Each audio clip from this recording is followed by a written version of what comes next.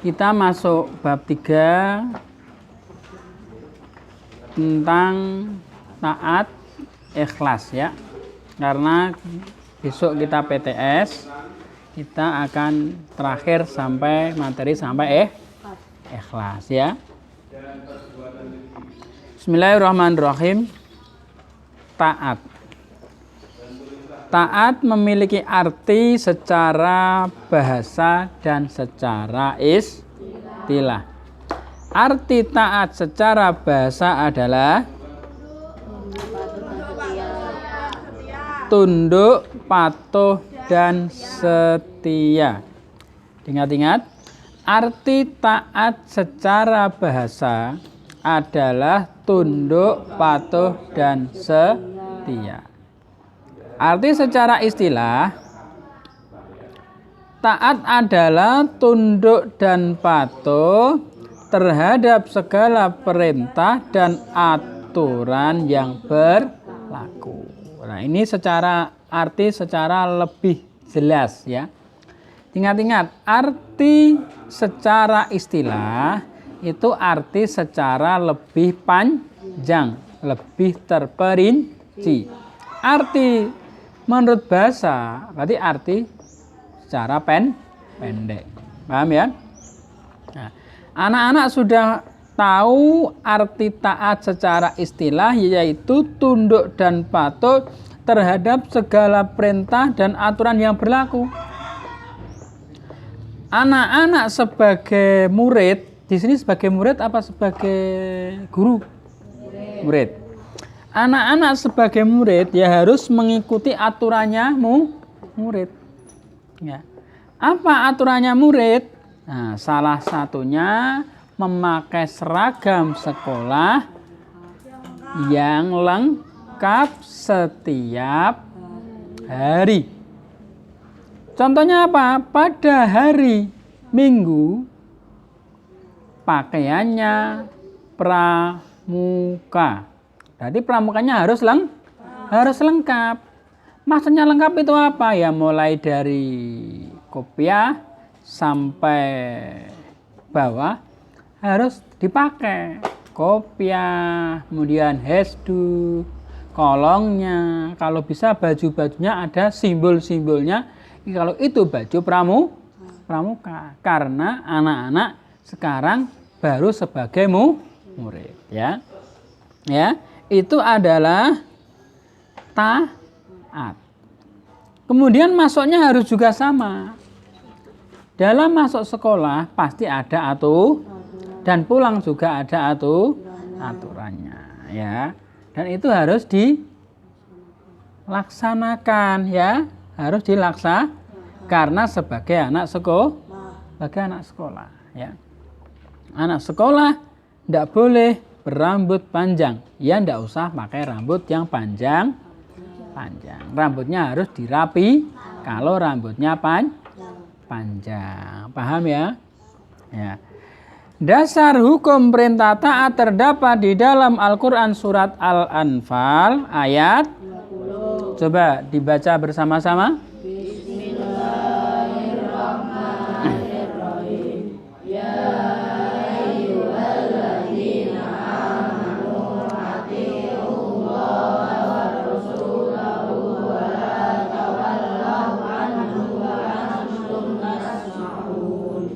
Artinya?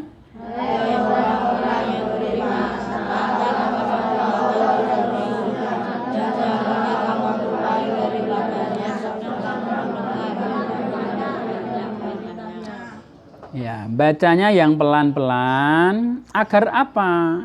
Agar antara murid dan guru bisa berkomunikasi. Kedua didasarkan dalam Al-Quran surat An-Nisa ayat 59. Ayo dibaca bersama-sama.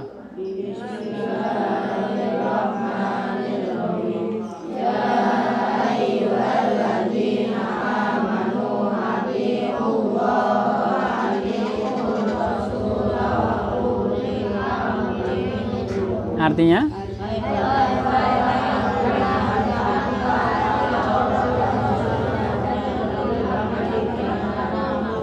Ya. bahwa dasar dari perintah taat terdapat pada Al-Quran surat Al-Anfal ayat 20 dan Al-Quran surat An-Nisa ayat 29 59.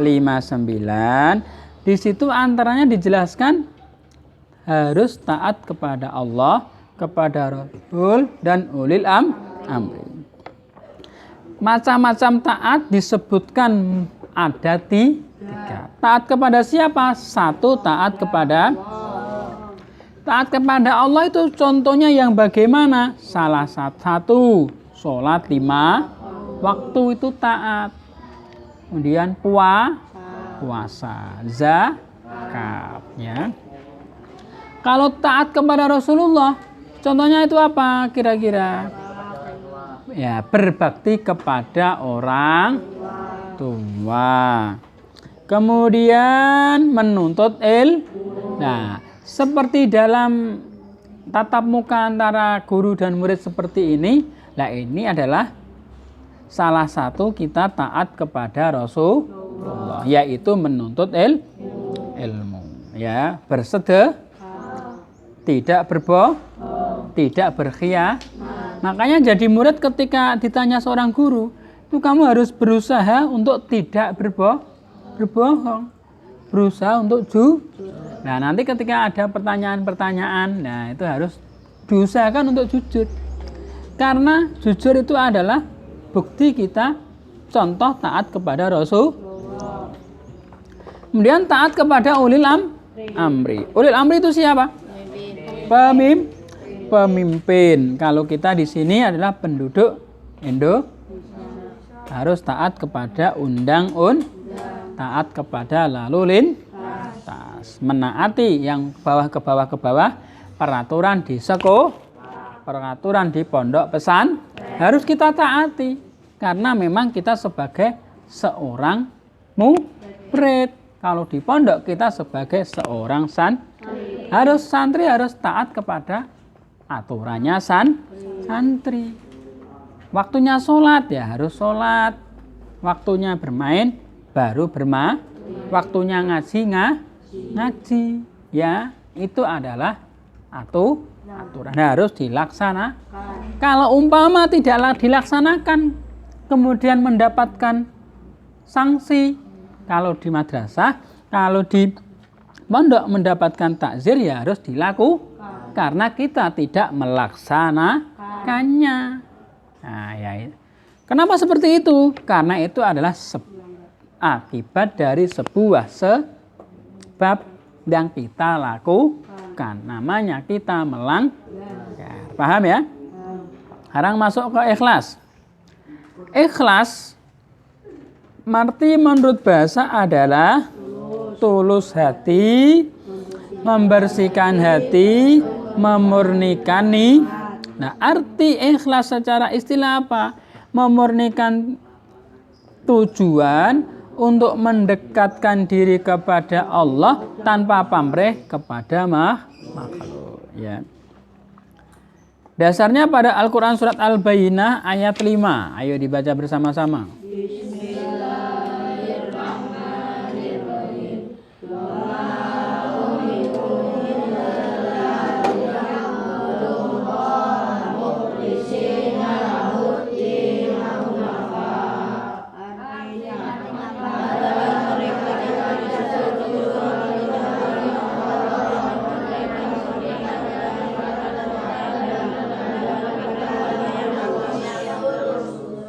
Ya, kemudian Al-Quran surat Al-An'am ayat 162. Bismillahirrahmanirrahim. Qul inna sholati wa nusuki wa mahyaya wa mamati lillahi rabbil alamin.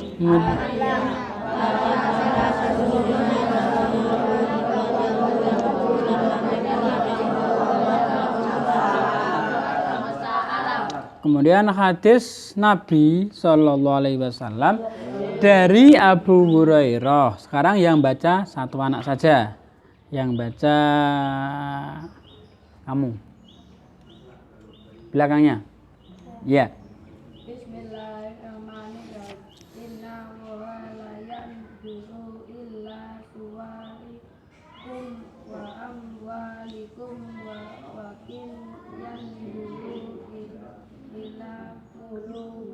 Artinya dibaca depan ini. Ayo baca artinya. Artinya sesungguhnya Allah tidak memandang kepada rupa kalian, juga tidak kepada harta kalian, akan tetapi Dia melihat kepada hati dan amal kalian. Ya, bahwasanya ikhlas, Pak Ali terangkan lagi, itu memiliki arti memurnikan tujuan untuk mendekatkan diri kepada Allah tanpa pamrih kepada makhluk. Dengan dasar hukum Al-Quran Surat Al-Bayyinah ayat 5, Al-Quran Surat Al-An'am ayat 162, hadis Rasulullah SAW yang diriwayatkan oleh Abu Hurairah. Coba anak-anak lihat di situ bahwasanya mendekatkan diri kepada Allah tanpa pamrih kepada makhluk. Contohnya gimana? Contohnya kamu sekarang sebagai seorang murid. Kamu sebagai seorang murid itu tidak ingin apa-apa. Juga tidak karena apa-apa. Ya. Contohnya Pak Ali. Pak Ali di sini mengajar kamu. Tapi dengan ngajarnya Pak Ali di sini, Pak Ali tidak kepingin apa-apa. Dan Pak Ali tidak karena siapa. Nah, itu kita belajar ikhlas. Ya. Itu sulit, tidak mudah. Kalau seorang murid belajar karena pasti ada perintah dari orang tua. Kamu bisa mondok, bisa sekolah. Siapa yang nyuruh kira-kira? Orang tua. Berarti kamu belajarnya itu karena perintah orang tua. Ya. Kemudian kamu di sekolah, sekarang masuk jam 7 seperti ini. Karena siapa? Karena aturannya sekolah. Nah, itu baru kita akan belajar menuju ke ikhlas. Ikhlas itu mudah disampaikan, mudah dipelajari, tapi sulit tanpa kita latihan. Paham ya? Tanpa latihan ya. Makanya orang-orang yang sudah masuk tingkatan ikhlas itu adalah orang-orang yang luar biasa. Karena memang ikhlas itu tidak mudah. Ya, ikhlas tidak.